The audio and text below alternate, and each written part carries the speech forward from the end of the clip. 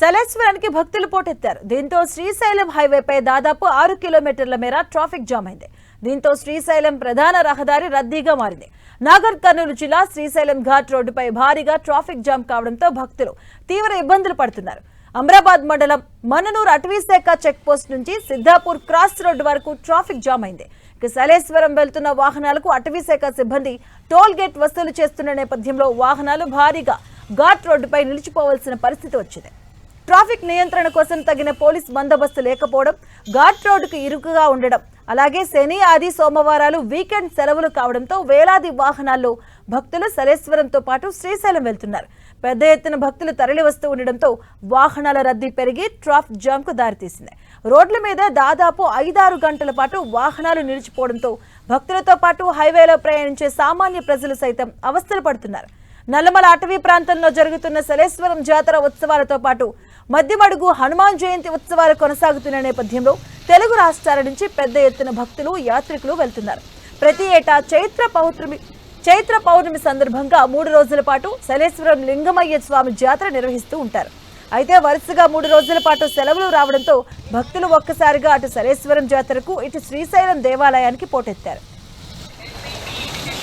ఇదే అంశానికి సంబంధించిన పూర్తి అప్డేట్స్ మా కరెస్పాండెంట్ రాఘవేంద్ర అందిస్తారు. రాఘవేంద్ర, నాగర్ కర్నూలు జిల్లా నల్లమల్ల అటవీలో ఏదైతే 3 రోజుల నుంచి జరుగుతున్నటువంటి సలేశ్వరం యాత్రలో భాగంగా ఈ రోజు చివరి రోజు కావడంతోనూ లింగమయ్య దర్శనానికి భారీ ఎత్తున కూడా భక్తులందరూ కూడా తరలి రావడం జరిగింది.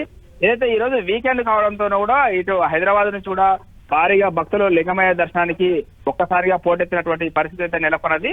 అందులో భాగంగానే ఏదైతే మాంగనూరు చెక్ పోస్ట్ సమీపంలోనూ ఒక్కసారిగా భారీ ట్రాఫిక్ జామ్ అయింది. దాదాపు 6 కిలోమీటర్ల వరకు కూడా ట్రాఫిక్ అంతా కూడా నిలిచిపోయినటువంటి పరిస్థితి అయితే కనిపిస్తుంది. అక్కడ టోల్ గేట్ ఏర్పాటు చేసి అక్కడ అటవీ శాఖ అధికారులు వాహనాల నుండి టోల్ ఛార్జెస్ వసూలు చేయడంతోనూ అక్కడ ట్రాఫిక్ నియంత్రణ చర్యలు చేపట్టకపోవడంతోనూ ఈ సమస్య తలెత్తినట్టు కూడా తెలుస్తుంది.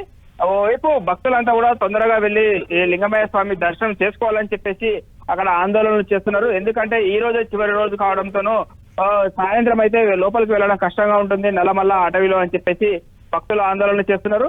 ఏదైతే ఈ 3 రోజుల పాటు జరిగేటటువంటి ఈ సలేశ్వరం యాత్ర మరో 2 రోజులు అదనంగా పెంచాలని చెప్పేసి కూడా భక్తులు డిమాండ్ చేస్తున్నటువంటి పరిస్థితి కనిపిస్తుంది. అయితే ఒక్కసారిగా భారీ ట్రాఫిక్ నిలిచిపోవడంతోనూ అక్కడ వచ్చినటువంటి ఫ్యామిలీస్ అంతా కూడా తీవ్ర ఇబ్బందులు ఎదుర్కొంటున్నారు. ఎండలు చాలా ఎక్కువగా ఉన్నాయి. ఎండలలో వాహనాలన్నీ అలాగే ఉండాలంటే చాలా ఇబ్బందిగా ఉంటుందని చెప్పేసి వచ్చినటువంటి సందర్శకులు అయితే ఆవేదనను వ్యక్తం చేస్తున్నారు. అంటే రాఘవేంద్ర, ఇప్పుడు సిచ్యువేషన్ ఎలా ఉంది? మనం చూడొచ్చు స్క్రీన్ లో కూడా చాలా మేర చాలా కిలోమీటర్ వరకు ఉన్న వాహనాల క్యూ లైన్ కనిపిస్తూ ఉంది. ఇప్పుడు సిచ్యువేషన్ అంటే ప్రత్యామ్నాయ చర్యలు ఏమైనా చేపడుతున్నారా అక్కడ? అది ఘాట్ రోడ్ కావడంతోనూ ప్రత్యామ్నాయ చర్యలు ఆల్టర్నేటివ్ వేరే దారి మలిచేటటువంటి ప్రయత్నం చేయడానికి వీలు లేదు. ఎందుకంటే ఒకటే ఘాట్ రోడ్ లోనే వాహనాలు అన్ని వెళ్ళాలి. హైదరాబాద్ నుంచి శ్రీశైలం వెళ్ళేటువంటి రహదారి కావడము, ఈ రోజు శ్రీశైలం రేపు హాలిడే ఉండడంతో సోమవారం కూడా హాలిడే ఉన్నటువంటి నేపథ్యంలోనూ శ్రీశైలం వెళ్లి అక్కడ శ్రీశైలంలో దర్శనం చేసుకున్నటువంటి భక్తులు ఒకేసారి రావడము, అదేవిధంగా ఈ సలేశ్వరం యాత్రకు వచ్చేటటువంటి సందర్శకులు ఒకేసారి రావడంతోనూ అక్కడ పూర్తి స్థాయిలో ఉన్న ఘాట్ రోడ్ అంతా కూడా కిక్కిరిసిపోయిందని కూడా చెప్పొచ్చు. అయితే ఆ ఘాట్ రోడ్ లో ఉన్నటువంటి ట్రాఫిక్ ను కంట్రోల్ చేసేటువంటి ప్రయత్నంలో భాగంగా ఈ రోజు కొంతమంది పోలీసులను కూడా అక్కడ బలగాలను పెట్టి కూడా అదంతా క్లియర్ చేసేటువంటి ప్రయత్నం అయితే చేస్తున్నారు.